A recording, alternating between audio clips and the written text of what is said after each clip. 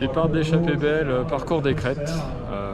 Il est 9 h du matin, je suis en vague 1. Malheureusement les potes ils sont en vague 2 à 9 h 30. Donc il va falloir que je les attende, mais bon, c'est pas grave, on va faire ça comme ça. Bon, il va faire beau, il va faire chaud.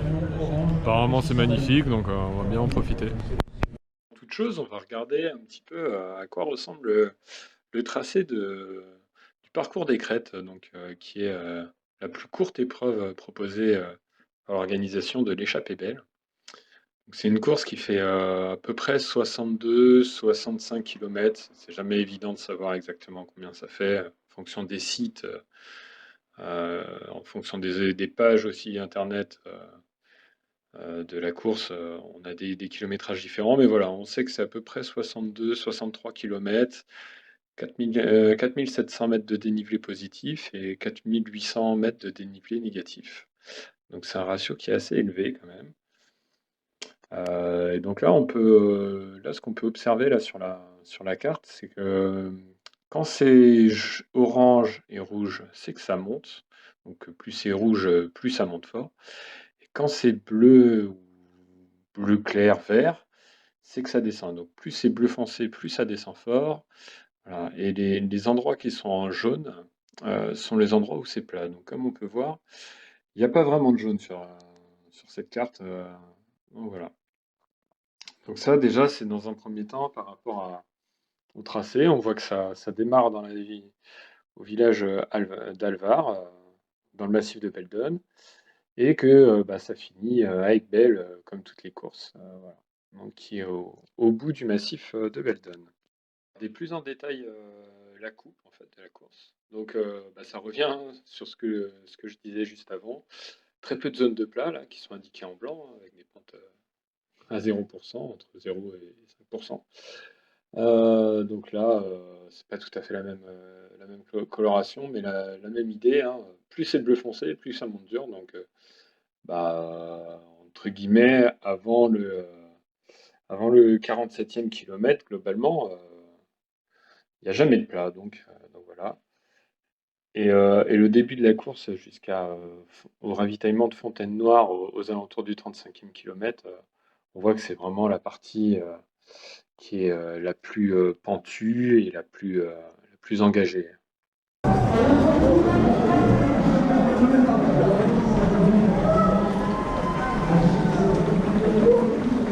Bon, on va partir tranquille. Hein. On va faire attendre une demi-heure qu'il nous rattrape. Alors. La pauvre, elle est là. Là, on passe en haut des tues. Ça doit être le massif des Bauges. Voilà. Donc là, ça fait 1h40 qu'on est parti. Que je suis parti. Donc là, il y a les premiers de la vague 2 qui commencent à nous rattraper. Voilà, donc on y va tranquille. Et on s'approche tranquillement de Supercollet. Alors, truc trop marrant, croisé un gars qui est originaire de Vertou. Donc c'est trop drôle. Voilà, on a discuté un petit peu et tout. C'est marrant. Bon, je vais prendre un quartier d'orange s'il vous plaît. Merci.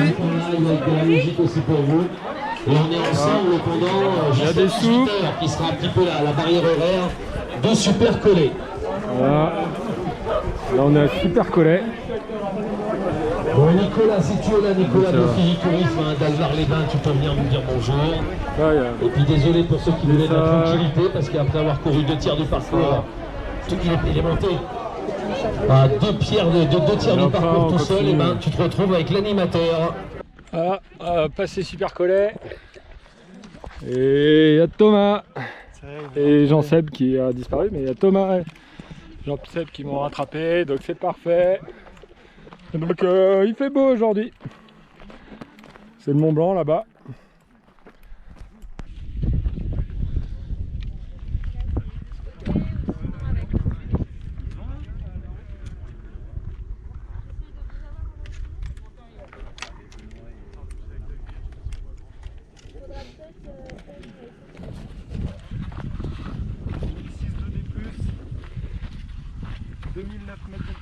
Maximale de l'entraînement. N'empêche, tu vas pas avoir dépassé à la fin de la course la distance totale d'entraînement. C'est bon. Presque, mais... Stade 2D plus, ça oui. Pas de distance. Non, mais de toute façon, si je joue un truc déconnant, moi je vais signer à la fin. C'est ça, reporter, signaler l'activité.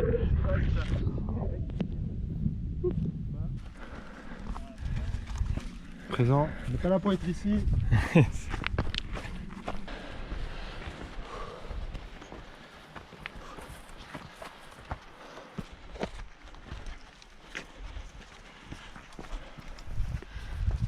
Là on est dans la montée du col au refuge des Ferries. On y est bientôt, on est presque à 2000. Et ensuite il faudra continuer à monter pour passer le col. Et... Voilà.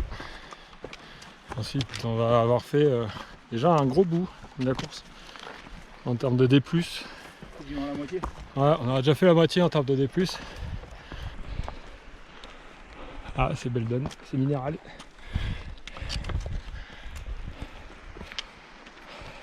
Et on vient de... La Combe, ouais. Là-bas, là-haut, hein. Ouais. Oui, la crête là-bas en face, ouais. Là, ça commence à monter bien raide. En train d'aller vers le col des Ferries. Donc là, on va passer un col après de 2005. On était à 2000.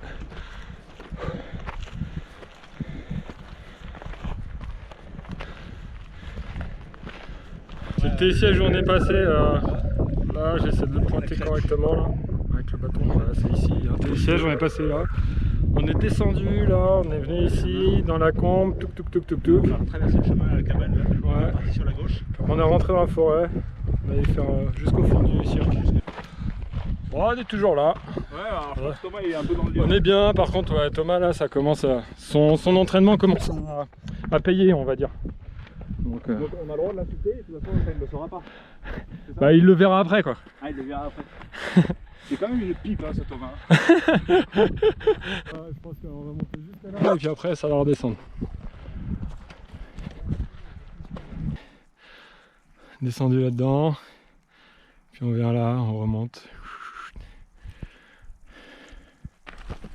7h40 de course. Tranquille, on est bien. À peu près 23, officiellement on a à peu près 23,5 je pense km. On a déjà 2800 mètres de dénivelé positif. Donc on a quand même fait des grosses parties du dénivelé. C'est pas encore fini mais on a fait plus de la moitié du dénivelé alors qu'on a fait alors qu'il nous reste encore 40 bornes et qu'on en a fait même pas 25 quoi. Donc ça va être de beaucoup plus enfin il y aura beaucoup moins de montées, beaucoup plus de descentes et ça va être beaucoup moins dur physiquement entre guillemets, même si les descentes toujours là où on pète de la fibre et où ça fait un peu du mal. Moi je suis bien, hein. L'impression d'être en sortie longue, rando course, là c'est cool. Là on va tout en haut là, à la crête et après on va encore monter à une croix. Et on vient de derrière tout en bas. Ouais. Voilà, il y a le soleil qui commence à baisser. Là, on est dans l'ombre, on va le retrouver quand on sera là-haut. Mais d'ici probablement à 1h30, il va se coucher, je pense. Quelle heure? Il est 19h, 19h30 Il est 18h30. 18h30. Ok, donc on a encore un peu de marge. Ah, donc là on est dans une grosse montée, 574 de dénivelé. Ça fait pas semblant.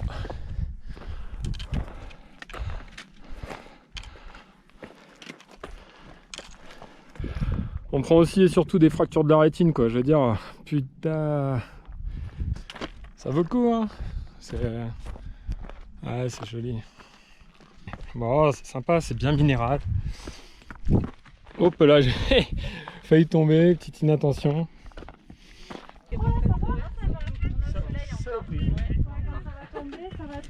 La neige en face. Ah ouais, je pense. C'est magnifique. On va manger. Attends, là, je reste sur tout le temps. C'est bon.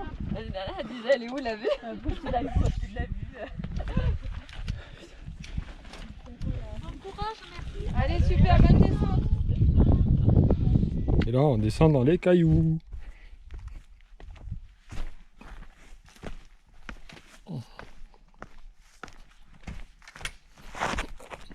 Et il y a des champignons. Toujours présent. Ah, ça descend raide, hein. Oh, le petit Mont Blanc.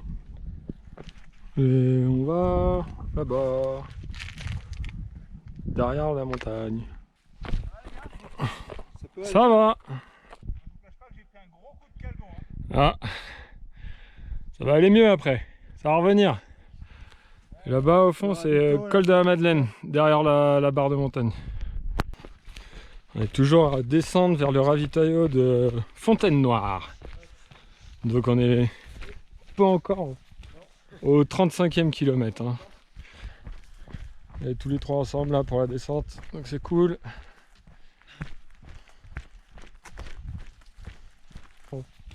Au 35e kilomètre. Hein. Mais on a déjà fait 3004 de D+, quoi.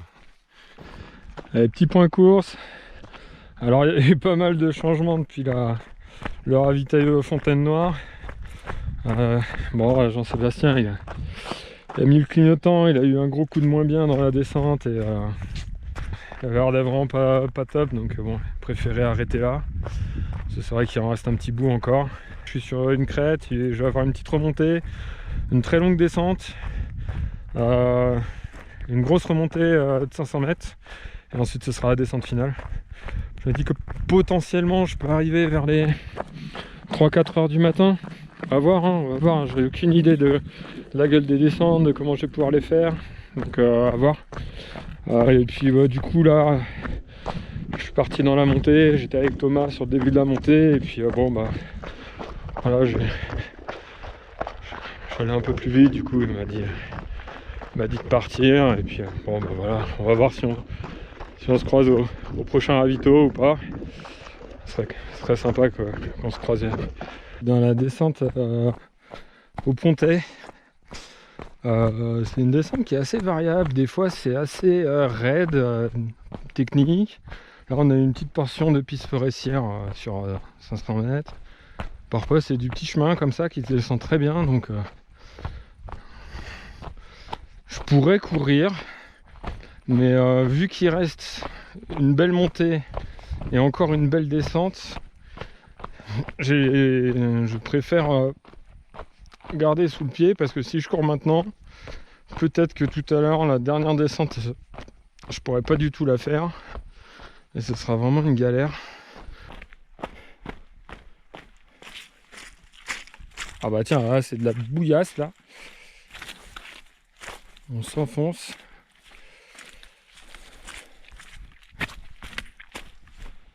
Il est 23h18. Voilà. Donc j'en suis à 14h10, 14h18 de course.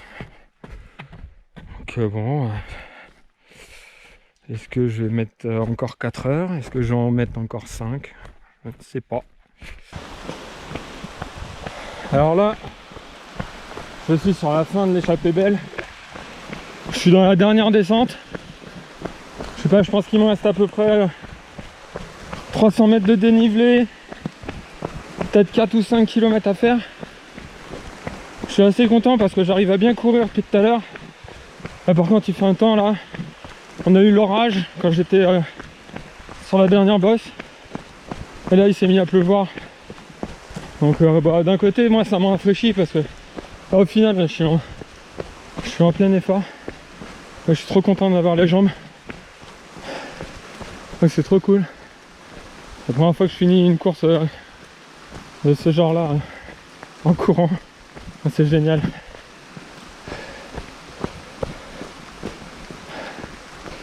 Ah, normalement je devrais arriver aux alentours de 3h du matin. C'est bien, ça aussi c'est cool.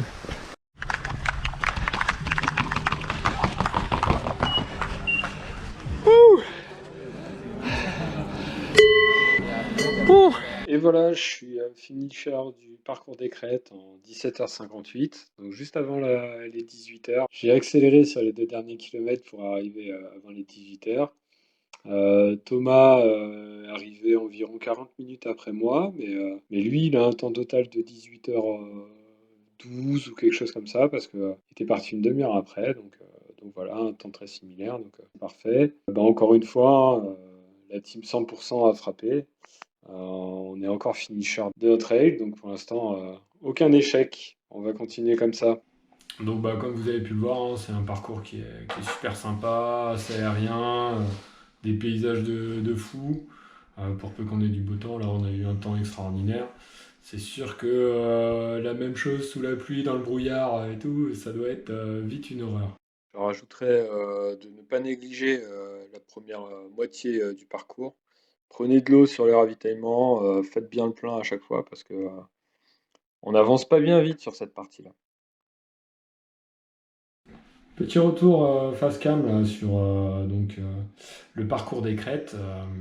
D'un point de vue difficulté, j'aurais tendance à dire que c'est pas un trail qu'on peut aborder quand on n'a pas l'habitude du dénivelé, quand on est relativement débutant dans la pratique et qu'on veut se lancer sur un 60 km ou 65 km.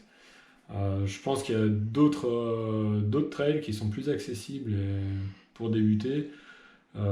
Débuter entre guillemets, hein, et je pense notamment à la 6000D que j'ai déjà faite, qui a quand même 3500 mètres de dénivelé positif, mais l'effort est plus lissé sur la durée et donc il est plus abordable. Un autre trail auquel je pense, c'est le HTV que j'ai déjà fait également, qui est un peu plus long, un peu plus de 70 km, 5400 mètres de dénivelé, donc sur le papier il est un peu plus dur, mais le dénivelé positif est un peu plus lissé, donc il a ce côté un peu plus facile, je dirais. Et moi, je l'ai fait en 2019 et j'avais mis quasiment le même temps. J'étais allé un peu plus vite même, j'avais mis 17h30 de tête. Donc pour un kilométrage un peu plus long, sachant que je n'avais pas pris les bâtons sur le HTV. Donc voilà, point de vue comparaison, on pourrait dire que le HTV est peut-être un peu plus abordable, sachant qu'attention, hein, les barrières horaires sur le HTV sont beaucoup plus compliquées que sur le parcours des crêtes. Et l'organisation et les bénévoles, parce qu'ils ont quand même fait une édition, encore une fois, qui s'est super bien déroulée, des navettes pour rejoindre les lieux de départ, tout ça c'était très carré, très bien organisé. Quand on arrivait sur les ravitaillements, voilà, comme vous avez pu le voir, il y a du gel à l'entrée, on porte des masques, les bénévoles nous servent, donc tout ça c'était très bien organisé, très bien, donc bravo à eux.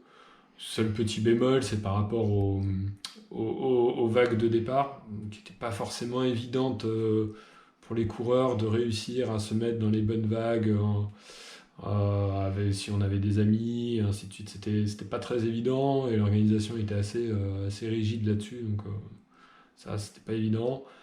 Après, peut-être ne pas faire partir à une demi-heure d'écart les vagues, mais peut-être plus à un quart d'heure. Je pense que ça ne causerait pas de bouchons. Donc ça, voilà, c'est un petit détail.